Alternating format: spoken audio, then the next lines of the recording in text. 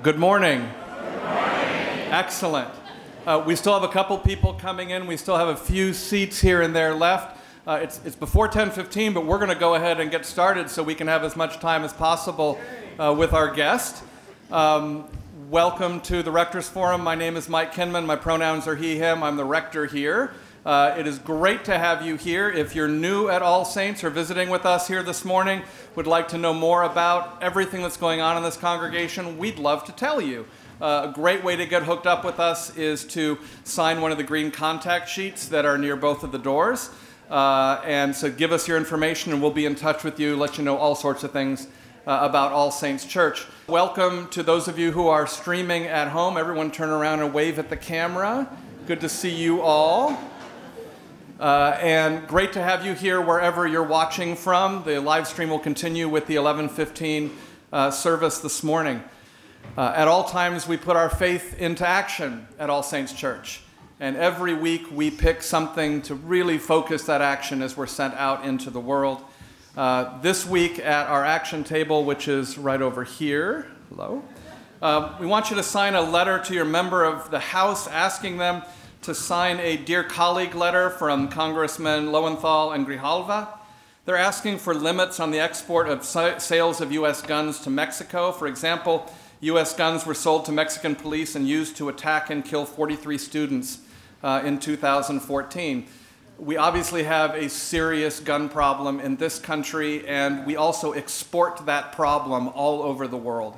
And so what we're trying to do is pull back the reins and put serious limits on the export of sales of U.S. guns to Mexico. So before you leave, please make sure you stop by the action table and sign that letter to your member of the House.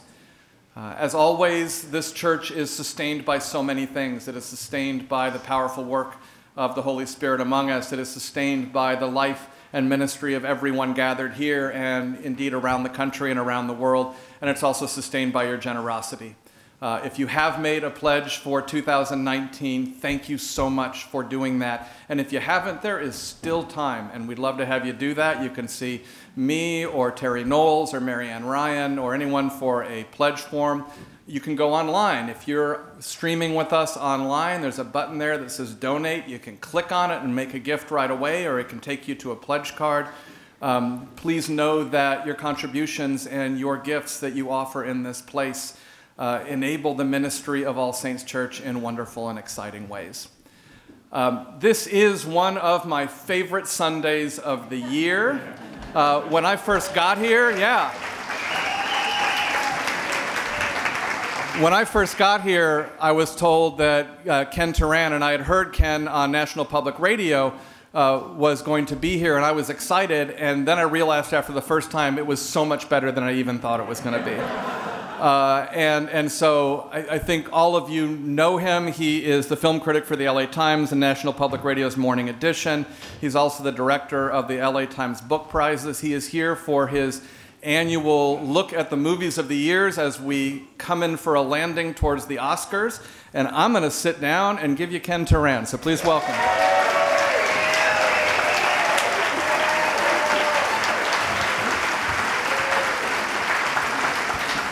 Thank you. Thank you. No, it's, I was walking in here, I was really thinking, I must have done something good in a previous life to be allowed to come here. I mean, this is really the highlight of my year. I mean, and I always worry that I'm going to let people down. There's so much anticipation. What if I don't say anything interesting, So I'll do my best. I'll do my best. And again, I have a couple of remarks, but mostly I like to answer questions. It's always challenging to hear what's on people's minds, so I look forward to that.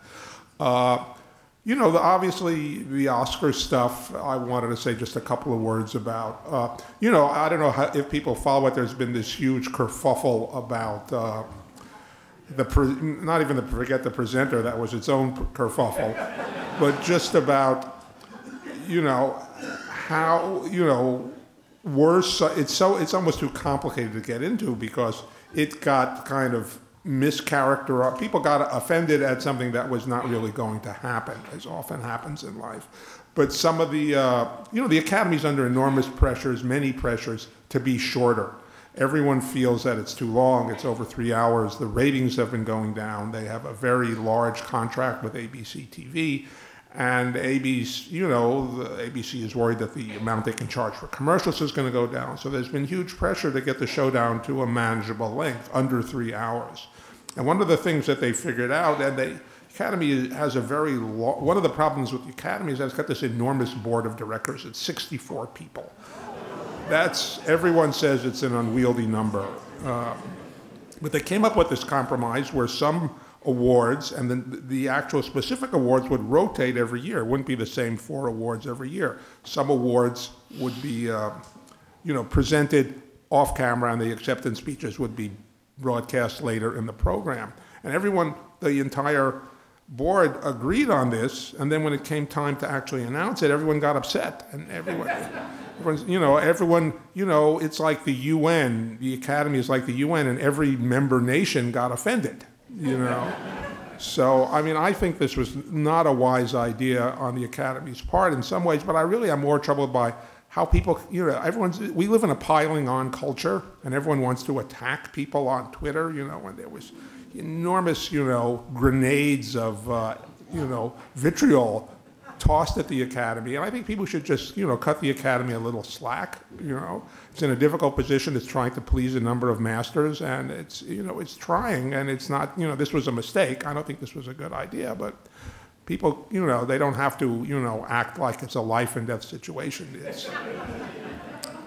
I just want to say a word about Best Picture. Actually, I want to say 2 other things. I want to say a word about Best Picture. It looks like, everyone says Roma is going to win, but until it happens, nobody knows for sure. I did a piece, it's funny, both Justin Chang and I, who's the critic with me at the Times, they asked us to do a thing about, what we think will win and what we would, if we had a vote, what would we vote for? And Justin and I, obviously, we didn't consult with each other. We did our own lists. But we both picked, which surprised me, we both picked the same film as the film we would vote for if we had a vote. And we both picked, actually, believe it or not, Black Panther, which is a film I think I mentioned last year. I just like the notion that it took this, I believe in film as a popular art. It went into the belly of the beast, into this most commercial of genres, the superhero movie, the Marvel comic movie. And it just turned it inside out. It used it for a whole different purpose. And I thought that, for me, this is the film of the year. I just think this year will be remembered for Black Panther. So I don't think it has a chance of winning, but I was intrigued that both Justin and I picked it as the one we would vote for. The other thing I wanted to do, Mike remembered me, is that I often suggest a film to people to see. And I want to suggest 2 films. One I may have mentioned last year that is not in theaters anymore, but I believe so strongly in it, I'd like people to take a look at it if they haven't seen it already. It's called Leave No Trace. I don't know if many people have a show of hands. Who's seen Leave No Trace? Good. It's a very powerful, emotional film about a father and daughter. It just knocked me out. It's won awards. It's not that it's been unrecognized, but it didn't get any Academy nominations. And it's a film I'm unwilling to see just fade into, the distance. So I wanted to bring it back into people's consciousness. The other film is something that I wrote about on Friday, that just opened, and it may be coming to Pasadena maybe this week. It started at the Royal in West LA, which is far from here, as I well know, because I live in West LA and it's a long drive.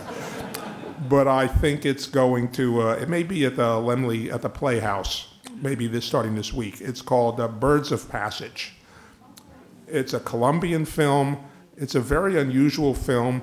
Again, it's in some ways, and when it debuted at Cannes, where everyone really liked it, it wasn't eligible for prizes. It was in a subsidiary section, so it didn't win anything. But when it debuted, the director said, he wanted to, this is kind of what I was talking about with Black Panther. He said he wanted to subvert genre. This is a Colombian film. It's set in Colombia. It's about, in some ways, the rise of the drug trade. It's kind of like, it's got a Godfather type story. But it's an extremely socially conscious film, and it's a film that really is very concerned with an indigenous culture that had a key role in the drug trade starting. And it's just a fascinating film. It's compelling on any number of levels, and you know, and especially if it comes to the Playhouse, which is down the street, I think people should go see it. And I think that's it for me off the top of my head. I'm not leaving, don't worry. But I guess it's time for questions, and I forget how we do it. Someone usually, how does it work? I should know this.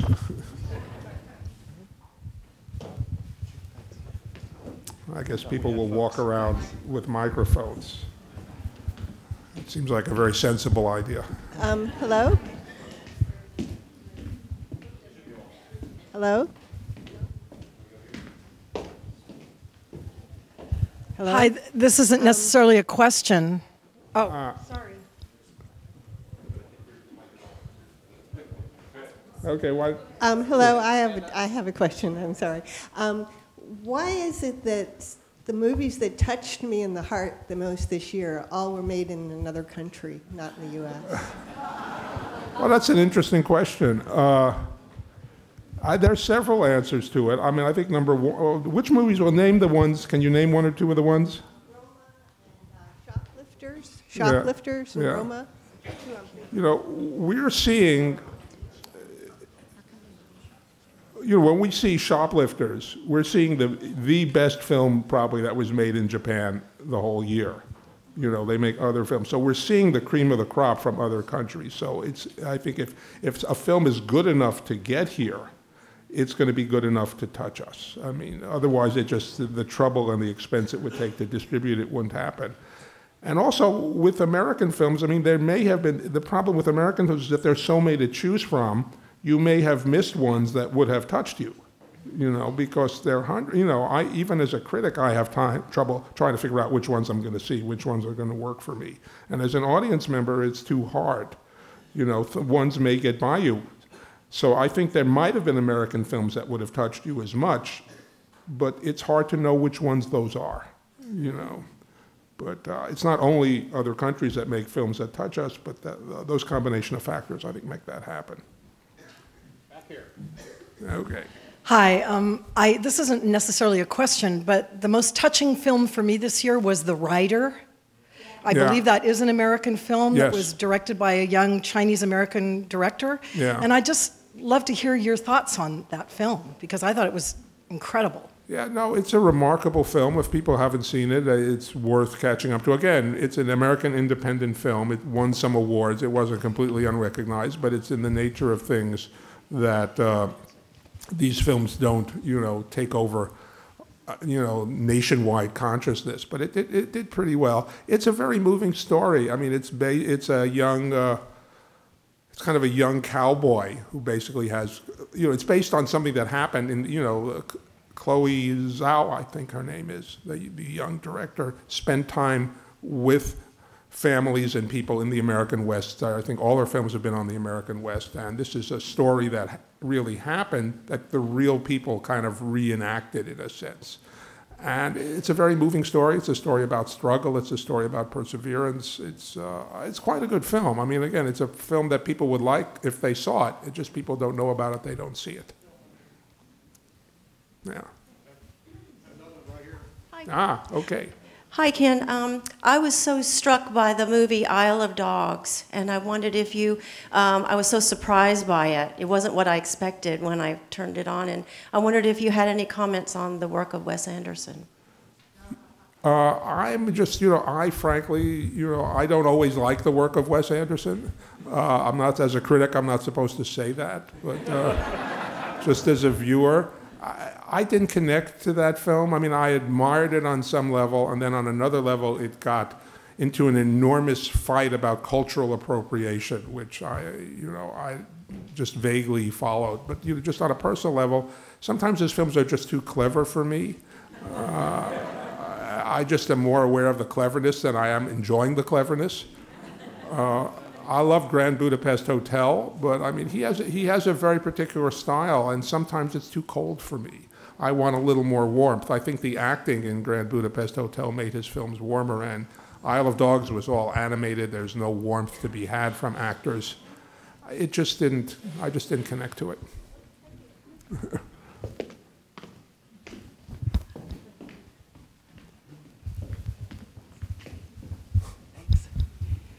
Hi, I wondered if anything really wowed you at the Sundance Film Festival. That's a good question. There was a lot of, this was I think most people agreed it was a strong year at Sundance. Documentaries are always strong. I mean, the documentary, interestingly enough, that stood out for everyone is very, very hard to watch. It's called Leaving Neverland. It's a documentary about Michael Jackson and the accusations of child abuse. It's just a powerful film. And people will make up their own mind on what they think, but everyone there were Michael Jackson fans who flew up from Los Angeles just to see the film because they just wanted to see it for themselves. And it's a powerful film.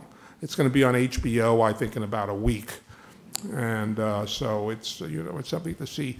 On the dramatic side, Late Night, the film with Mindy Kaling, was very, very funny. I mean, it's just Mindy Kaling and what's her name? Emma Thompson. Emma Thompson plays a late night TV host, and Mindy Kaling plays a young writer added to her staff. It's just a very sharp and funny film. I really liked it a lot.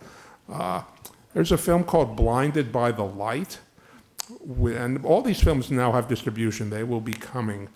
Blinded by the Light is by a woman named Gorinda Chadha, who did Bend It Like Beckham many, many years ago. If people remember Bend It Like Beckham, it's about a young Pakistani teenager somewhere in England whose life is changed by Bruce Springsteen's music. It's based on a true story. And there's some wonderful scenes, and they got the rights to Springsteen's music, and it's throughout the film. And there's some wonderful scenes, kind of Bollywood-type dance numbers to Springsteen's music. It just makes you feel good, and at Sundance it's cold and windy and colder and windier, and just happy to feel good there. Yeah. Hi, Ken. I'm not sure if you were speaking about this when I came in. I came in just a smidge late. I was wondering if you could talk about how the documentary films, how they're selected to be in the 5 best documentaries, and then a little bit of insight into the documentary category. Yeah, I mean, it's, the Academy can be almost, the rules and it can be almost Talmudic in its kind of detail. Basically in the documentary branch, what happens is that as in all branches, the members of the documentary branch nominate the films. But they do it in several stages. There's a long list and a short list, and there's some committees that are involved, and then the membership gets into it. It's a complicated situation, and it's not easy. I wouldn't even want to say more than that. I just don't know. I'm afraid I'd make a mistake. But they're interesting, and this year they were, it just got complicated, even more complicated. But the end result is that there were many, many good films this year. I think all 5 of the nominated films are excellent. The 2 that I look to be the co-favorites, one of which will surely win, is RBG, the Ruth Bader Ginsburg film, which is a terrific film, and you just feel good. Again, I'm looking to feel good. My wants are very simple. And the other one is this film. I don't know how many people saw it, called Free Solo. Which is a remarkable film about, free soloing, which is, I don't even like to talk about it. It's it's you just use your bare hands to climb up sheer walls, and it's one of these things where you look at it and you're watching it and you're not believing that it's happening. So there's this one guy who climbed, I forget what it's called in Yosemite, El Capitan. He climbed El Capitan just with his bare hands, and also you have that feat of climbing, and plus there's a personal story. As the filming took place, he met a young woman and fell in love with her, but he's a complicated guy to have a relationship with. So there's all of that in the film as well. And it's a very good film. You know, it's a better film. I mean, there's more story. It's not just the story of a guy climbing. There's a lot more going on there. That's why I think it's so good. So one of those two will win, but all five, I think, are well worth watching. Right here. I have two questions, Ken. Okay. One, has the morale of the paper improved since the new ownership came into place? And secondly, have some of the initiatives, like the opportunity to travel with some of the esteemed staff, help the bottom line? That's a good question. Well, yeah, the morale is definitely better. I mean, we have a new owner, as I'm sure people know, and we're hiring a lot of people, and that's very encouraging. We have not hired people for human memory, so that's a good thing. And we have now this travel thing, as I am actually down to lead a movie tour of Paris.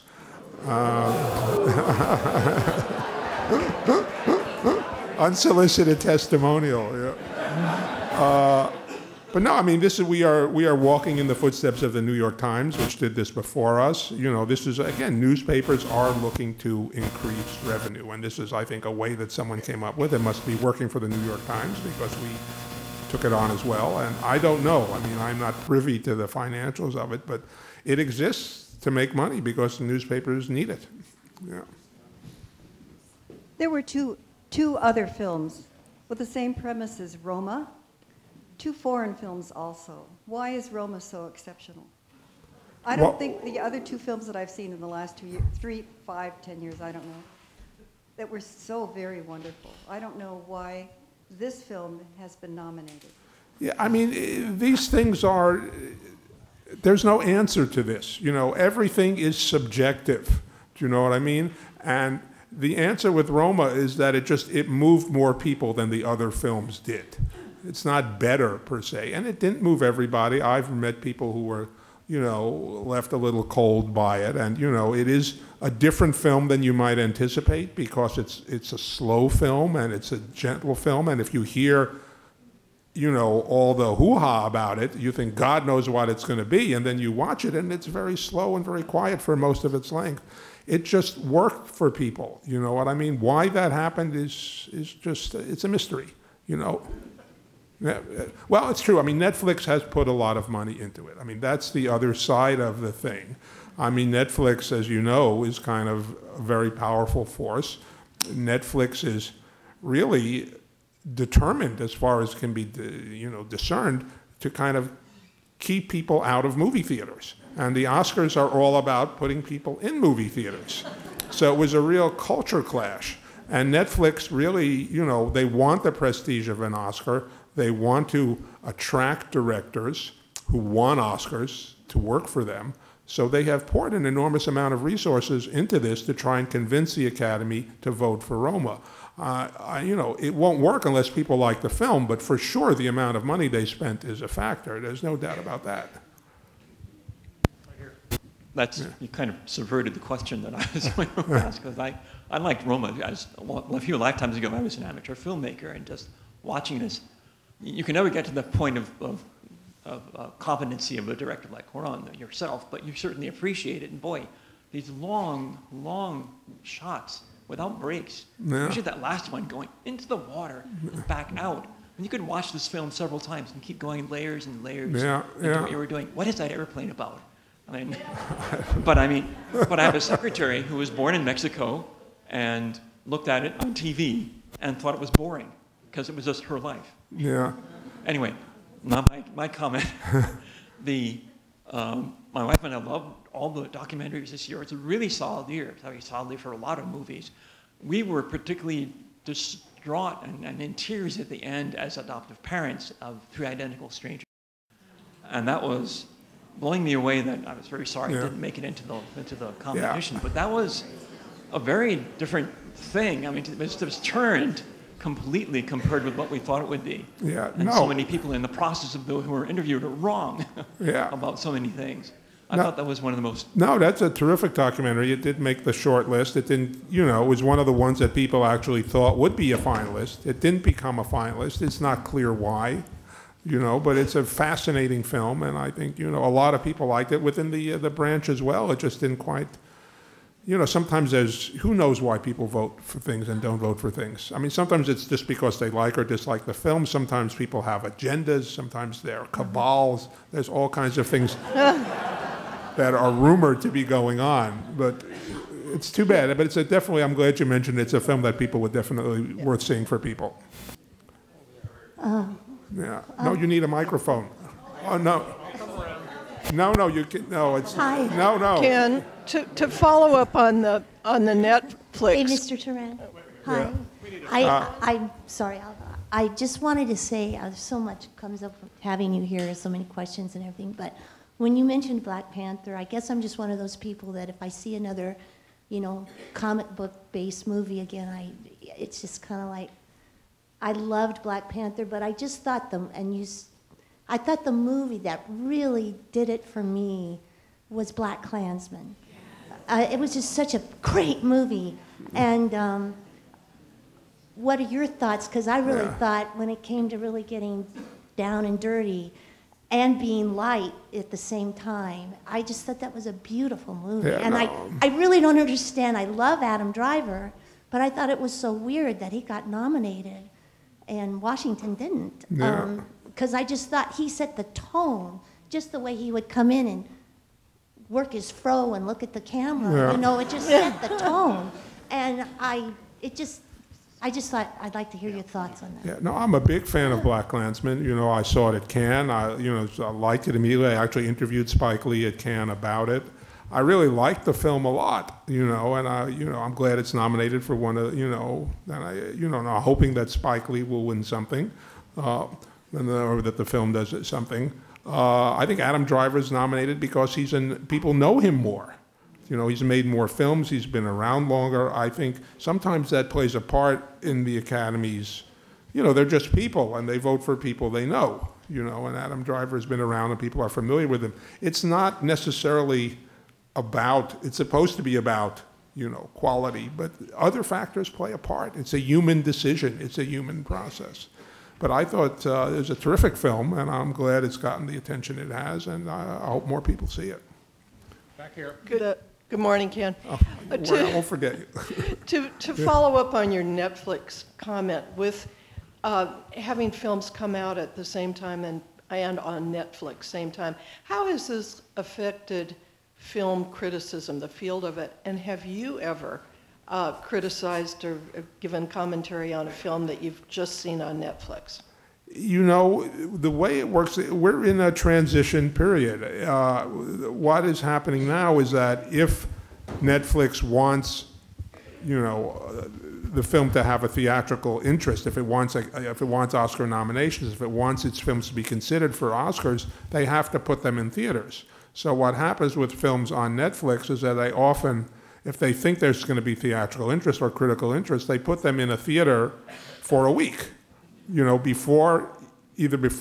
often like a few days before it appears on Netflix, and that way they feel they kind of have the best of both worlds. They get the oomph of having, you know, the theatrical consideration and newspapers writing about it, and then it's on, you know, for most people in the world, they watch it on Netflix. You know, so it's kind of a little bit of a bait and switch that Netflix puts on. But, you know, so we're still at the paper. We're always kind of trying to figure out how to deal with this because this is new territory, you know, to have, you know, and, you know, a lot of filmmakers, I mean, the Coen brothers did a Ballad of Buster Scruggs for Netflix, and it did appear in theaters as well. And, you know, obviously filmmakers like the Coen brothers believe in the theatrical experience, but what they say is we went with Netflix because no one else would fund the film. You know, Netflix has a lot of money. Netflix wants recognition. They also want to have interesting stuff for their subscribers to watch. So Netflix is putting money into these films where, you know, there's a Marty Scorsese film coming out that's going to be with Netflix. Same reason, no one else wants to put up the money. It's risky to put up money, you know. And, you know, they also have this ability to get some of it back with subscribers where other people, you know, entities don't have that. Okay, so you had a... It's not on.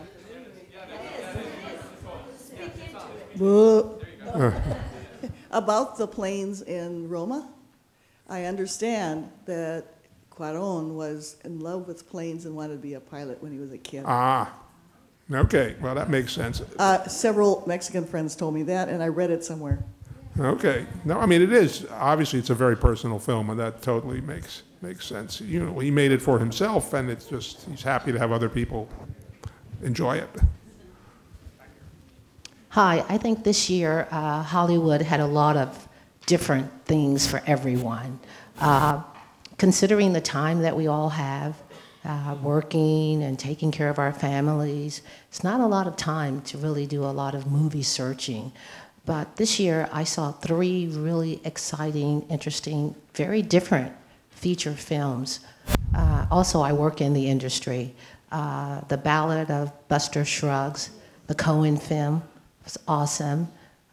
Green Book, true to its title. And the very last one that I'm most excited about, and I feel strongly that the Academy will take a great interest in, it's called The Wife with Glenn Close. Thank you so much. Yeah. No, I mean, I think, Glenn Close is, people think that Glenn Close will win the Oscar, Best Actress. So the Academy has definitely been interested in that one. And Buster Scruggs got nominations, the Green Book got nominations. And again, I think people feel that if Roma doesn't win, people think the Green Book will win if Roma doesn't win. So we'll see. I mean, again, what people think and what actually happens are not always closely related. But that's that's the general thought. That's the feeling. Over here? Where Hello? are we? Is it on? So I was going to ask you to talk about Black Klansmen too, because I heard the author of the book, the cop, and even though I knew he was okay after infiltrating the KKK, the movie still had you on the edge of your seat. It was really a great movie, and I wish it got more accolades. But people should see that movie. But the other movie I was curious about is Bohemian Rhapsody, because that's my era. I saw Queen live. I was in Europe during Live Aid. I mean, it was fun for me to see. I sang along with it, but I don't see it as, and I think the acting was good, but I don't see it as best film. And I was wondering what you think about that film. Nobody sees that film as best picture material except the people who voted for it.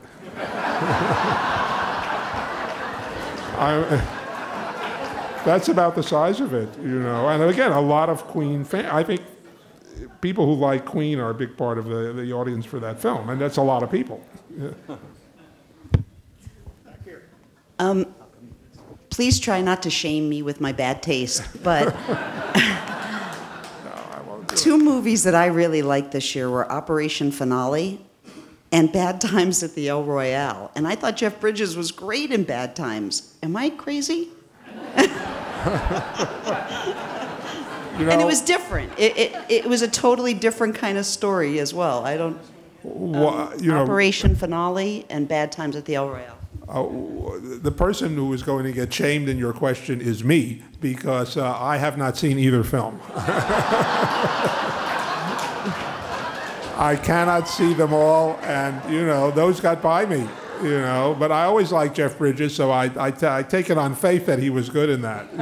He's always good. I was wondering if you could talk a little bit about the in memoriam process of the Oscars. I know there's a big push to have Vanessa Marquez remembered.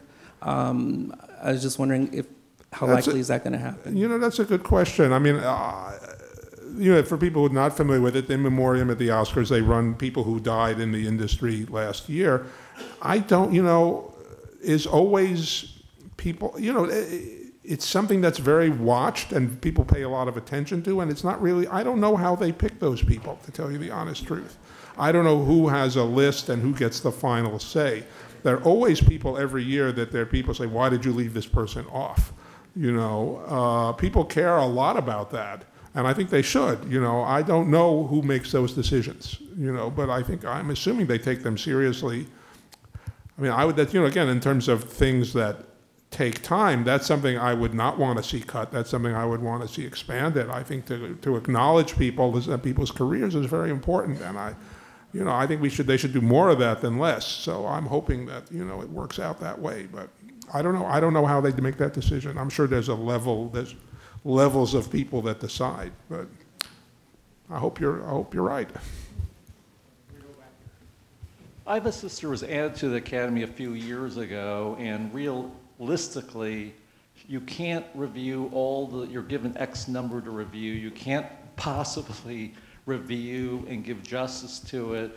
I'm just curious if there's any possibility that the Academy commissioned some internal study just to see how people nominated, voted, ethnicity, age, sex, connections through whether they worked on the movie and that influenced their vote.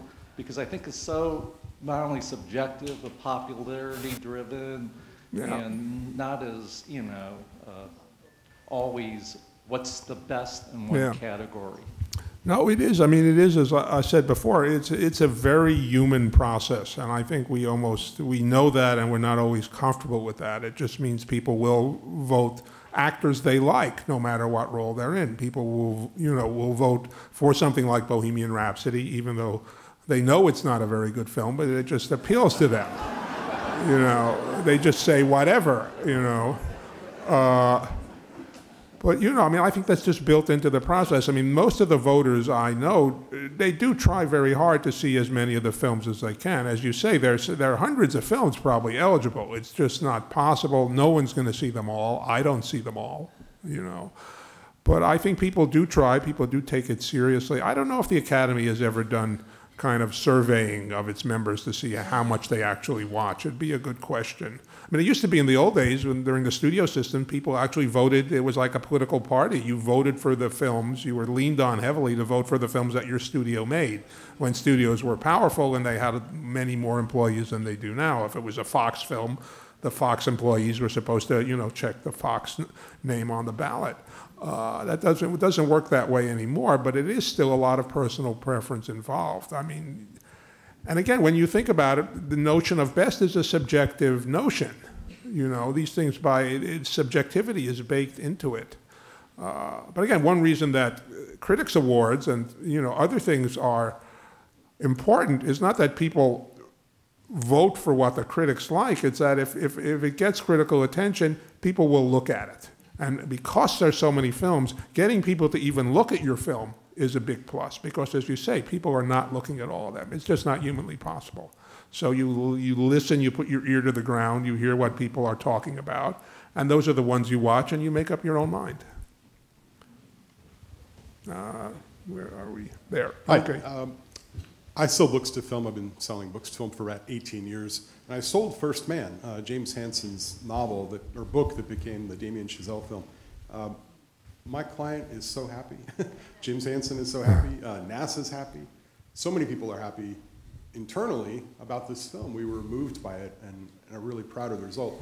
I was wondering if you could speak to this kind of valley between a very intensely personal, sort of deeper, quieter film and this very loud public conversation around it. I really felt like there was a huge divide, and I was wondering if you could kind of speak to that. You mean on that film specifically? Yeah, on First Man, on just how First Man it arrived at a very unusual time, where there was a call for representation, and this is a film entirely about white men, made entirely by white men, and yet the entire conversation was about the flag and whether the flag was in the ad or not. Yeah. And I just felt like nobody ever really addressed what the film was about. And I was hoping maybe I could get your thoughts on.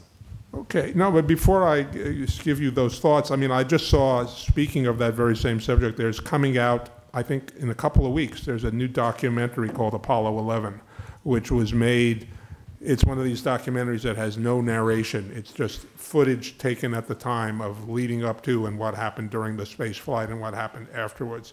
It's a really, really interesting film, and I would definitely, if even if you don't think you have much interest in the space flight, you should definitely look at it. You should definitely look at it if you were. Apollo 11, I mean, I think that kerfuffle about the flag was really, that's not why it didn't succeed. That was just kind of noise. I mean, I think it just didn't connect to people. I think my personal thought is that, Neil Armstrong's character as portrayed in the film, I don't know what he was like for real, but as portrayed in the film, it's a little bit of it's not a warming character that draws you in. People just didn't connect to the film. The initial wave of audiences didn't connect to the film, and people just didn't want to see it. Again, it's a beautifully made film. There's nothing against the film. One reason people keep making movies is that there is an aspect of it's impossible, except for, Marvel is kind of trying to change that. But with other films, no one knows what people are going to connect to. You know what I mean? It's like gambling. People like the gambling aspects of it. There was nothing about that film that said no one's ever going to like it. It sounded like people were going to like it, and they just didn't. The same thing with Roma. Nobody ever thought that Roma would connect to as many people as it did. It just happened to do it. And there's an element of mystery in what audiences connect to that is just, again, baked into the process. So, yeah. I have a question. I'd like you to comment on the Academy's missteps this year. First, with the notion of having a popular movie Oscar, then with the hosting, who's going to host the show controversy, and then lastly, they now changed because they had the editing and the cinematography awards were going to be done during the commercial, and they changed their mind. So they've seen they've had a lot of missteps this year. Yeah, they have. I spoke a little bit about this at the beginning. They're just making mistakes. I'm a little more sympathetic to them. I definitely think they've made mistakes. I think, no, these were not mistakes. They've definitely made mistakes.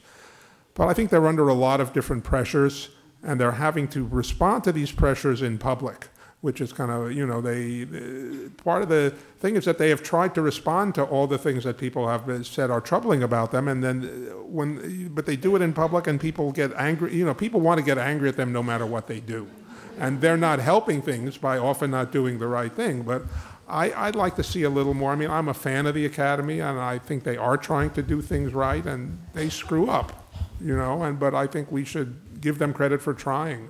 I wish they weren't screwing up. It pains me to see them screwing up, but there's a lot of kind of free-floating hostility towards the Academy that I'm not quite sure where it comes from or if it's doing any good. Yeah, thanks very much. We're over here and part of the Kenneth Turan of Diaspora Fan Club, and we transplanted New Englanders. We heard your voice, in the wilds of the East Coast, and for years, and thanks for coming here. My question has to do with intergenerational film viewing. We go sometimes with grandchildren or other parts of our families to films, and sometimes you go to one and I'm ashamed to be there with kids. I just think it's so hard for some kids to see certain films. But the one we did see with kids was Mary Poppins Returns. And that seemed to work. And it was very smart writing, and so on. And then to see Dick Van Dyke led us to watch the original Mary Poppins just by ourselves with a couple of friends from All Saints and see what the magic was, as they say. And it was really wonderful to see a young Dick Van Dyke and cast. But I wonder what your take is on films that you would think about recommending this year for families to see. Well, it's hard. It's also hard because everyone has a different idea of what their children and grandchildren should see. So it's a very subjective questioning. I don't know what's coming this year for families. I know there's a big live-action Dumbo movie coming. I don't know if the world has been crying out for a live-action Dumbo movie, but crying out or not, it's coming, I don't know. Sometimes these things you don't know what they are till they show up. But, it is a wonderful thing. I've gone with my grandchildren. It's a wonderful thing to go with, Intergenerational movie going is a wonderful thing. So I'm always on the lookout for films like that. There are not a lot of them. Unfortunately, there's not a lot of them. So I'm going to exercise the prerogative of the mic passer to make a comment and ask a quick question of my own. My comment is this. As you can tell, we are a church of movie lovers, and we dearly love the fact that you love to come here every year to be with us, and we thank you for that. Thank you.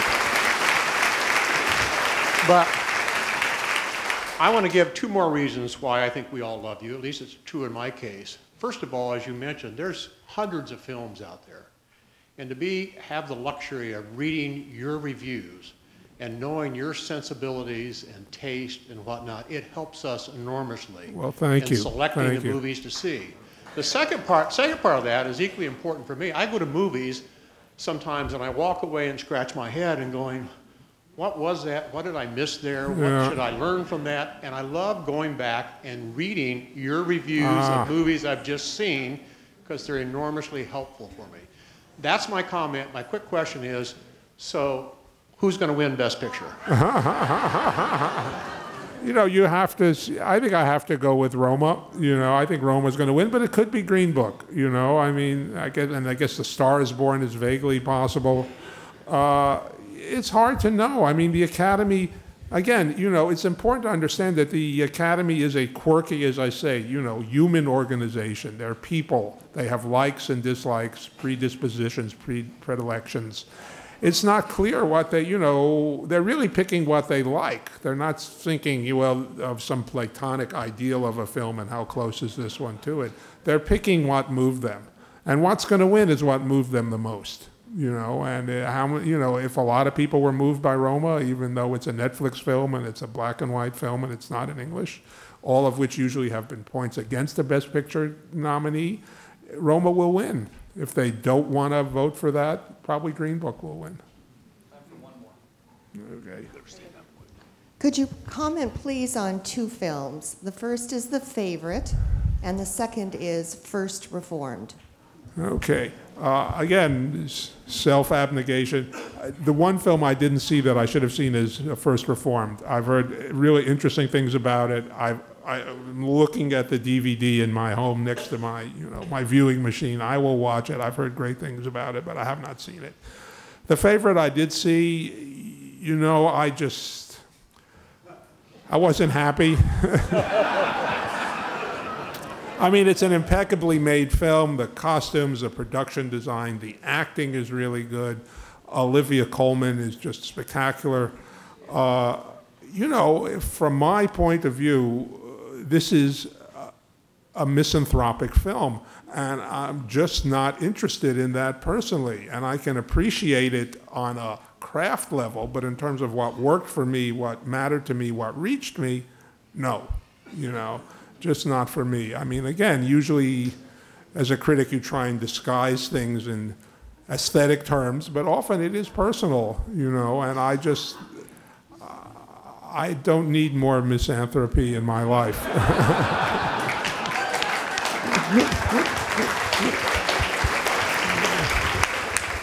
Thank you.